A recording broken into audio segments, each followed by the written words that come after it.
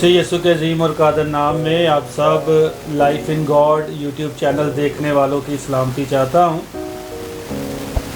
ये दिन जो चल रहे हैं ये मसीही तारीख़ के अंदर ख़ास दिन है, क्योंकि इन दिनों में हम खुदा यीशु मसीह के बनी नौ इंसान की निजात के लिए मसलूब होने और फिर मौत, अबलीस और गुनाह को फ़तह करके जी उठने के दिन हैं, हम उनको मना रहे हैं।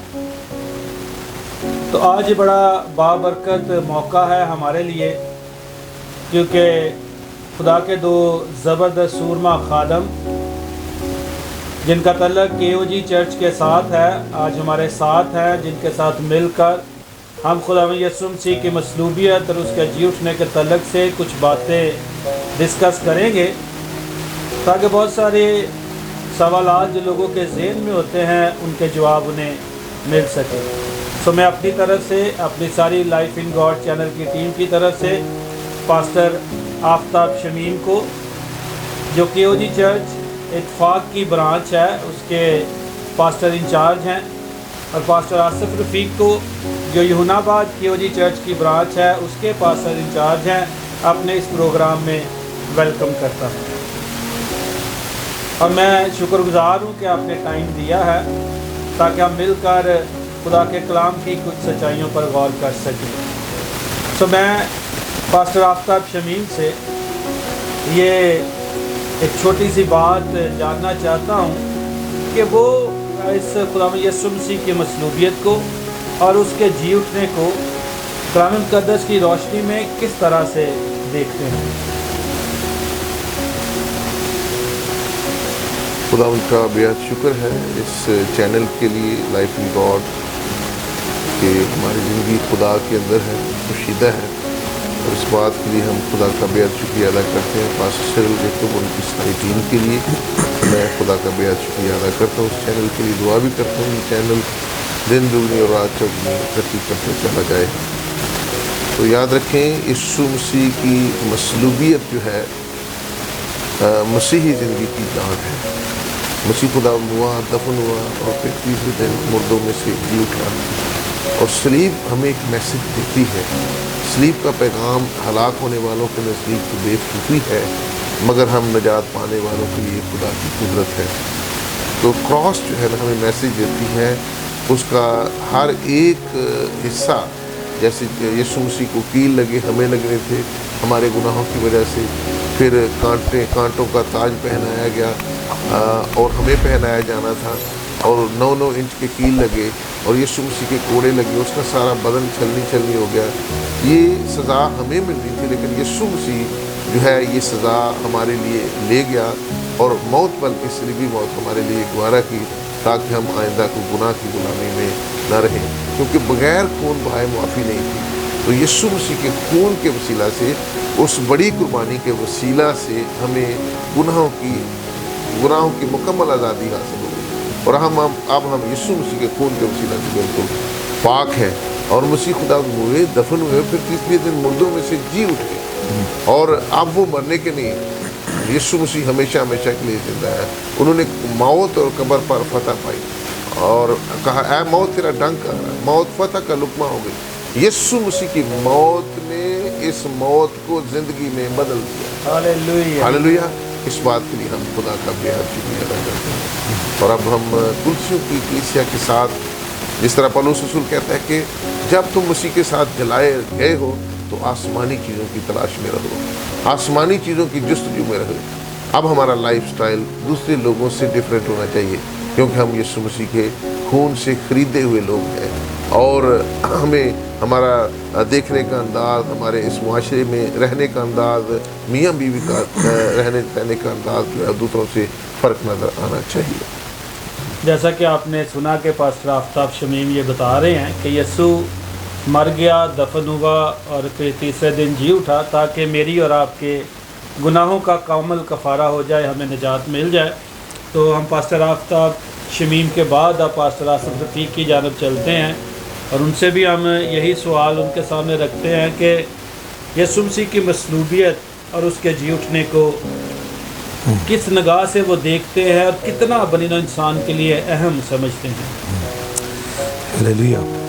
میں یہ سمجھتا ہوں مسیح یسوع کا مار کھانا، دکھ اٹھانا، صلیب اٹھانا اور اس کا تیسرے دن مردوں میں سے جی اٹھنا، یہ ہمارے ایمان کی یا چرچ کی کے ایمان کی وہ بنیاد ہے جس پہ چرچ آج کھڑا ہے، جس بنیاد پر ہم ایماندار کلیسیا پوری دنیا میں ہم کھڑے ہیں۔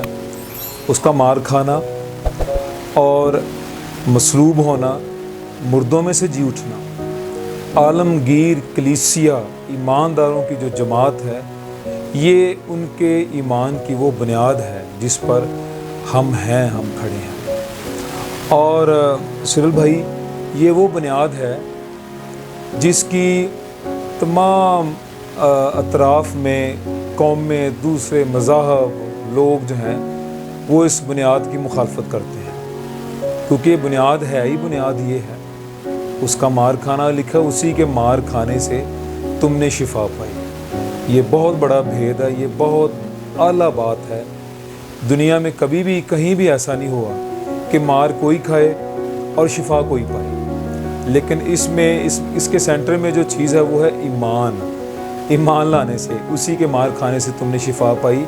اور ہم اس میں جو بات ایڈیشنل ہے، بلکہ کلام میں ایڈٹ نہیں کر رہا، یعنی جو ہمارے لیے ایک اضافی جو چیز ہمیں برکت ملی ہے ہمارے ایمان کو مضبوط رکھنے کے لیے چرچ کے، وہ ایمان ہے۔ سو آج ہم اسی بنیاد پہ کھڑے ہیں، اور جب تک ہم اس بنیاد پہ کھڑے ہیں، کلیسیا دنیا کے کسی بھی کونے میں کیوں نہ ہو، پاکستان سے باہر کتنے ممالک ہیں، 218-20 ملک ہیں، اور پوری دنیا میں ایماندار کلیسیا پھیلی ہوئی ہے، اور کلیسیا جب تک اس چٹان پر، اس بنیاد پر کھڑی ہے، اس کا جی اٹھنا اسے کوئی ہلا نہیں سکتا۔ سو آج ہمیں بھی اس بنیاد پر قائم رہنا ہے، اس بنیاد پہ کھڑے رہنا ہے۔ دنیا جو کچھ مرضی کرے، لوگ کہتے ہیں کہ اس نے جان نہیں دی، وہ جب صلیب پر تھا تو اس کے شاگرد، اس کے حواری، اس کے دوست اسے صلیب پر سے اٹھا کے تو وہ لے گئے، اور بہت کچھ کہتے ہیں، لیکن ہم دنیا کی باتوں میں ہم نظر نہیں کرتے، ہم اس بات کو مانتے جو خدا کے کلام میں درج ہے، اور وہ حق ہے اور وہ سچ ہے۔ میں یا بھائی سرل یا پادی صاحب، ہم تین جو خدا کے لوگ ہیں، آج ہماری زندگی بدلی ہوئی جو ہماری زندگیاں ہیں، ایون کہ ہمارے گھرانے بھی جو بدلے ہوئے ہیں، مسیح کے پیچھے چل رہے ہیں، ہم اسی بنیاد پہ کھڑے ہوئے تو ہم بدلے ہیں، ہم چینج ہوئے ہیں۔ سو اس بنیاد نے ہمیں بدلا، ہمارے گھرانوں کو بدلا، اور پھر ہمارے وسیلہ سے آج خداوند نے سینکڑوں لوگوں کو بدلا اور بدل رہا ہے۔ ہیلیلویا! ہم اس کے لیے اس کی شکرگزاری کرتے ہیں، اور اس کے مار کھانے کے لیے، مردوں میں سے جی اٹھنے کے لیے اس کی تعریف کرتے ہیں، اور اس کے نام کو جلال دیتے ہیں۔ آمین۔ خدا کا شکر ہے جی کہ یسوع نے ہماری خاطر اپنی جان دی ہے، اور یسوع مر کر جی اٹھا ہے۔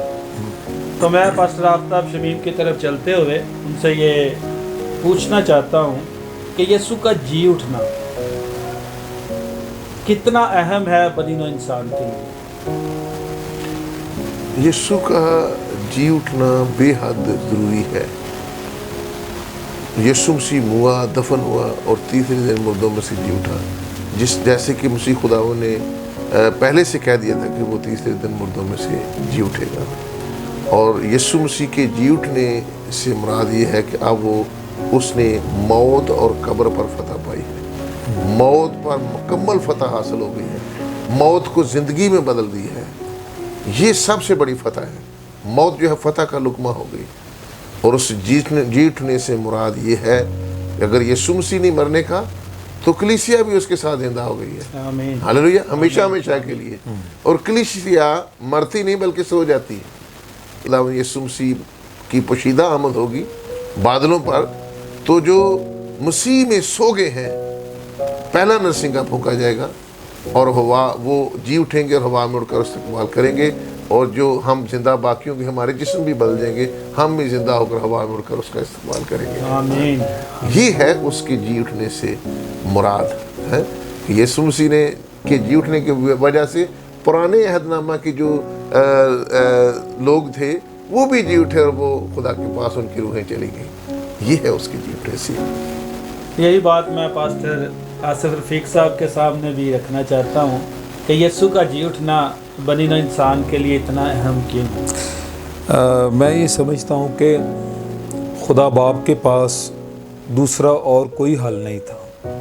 लिखा है ना यूहन्ना 3:16 में, खुदा ने दुनिया से ऐसी मोहब्बत रखी कि उसने अपना इकलौता बेटा, उसके बाद फरिश्ते भी हैं, थे और हैं, उसके पास और भी बहुत कुछ है, लेकिन एक ही हल था, वो है उसके बेटे का जान देना मसलूब होना। सो आज भी इस दुनिया में इंसान की मखलसी का, रिहाई का, निजात का जब दूसरा कोई और हल नहीं है, यही हल है कि यीशु पर ईमान लाएं, हैं, उस पर नज़र करें, निगाह करें, और यही हल है जिसके बायस वो बचेंगे, वो आज़ाद हो जाएंगे, पंजाबी में ना सौखे हो जाएंगे और उसकी किंगडम में जाएंगे, बादशाह में दाखिल होंगे।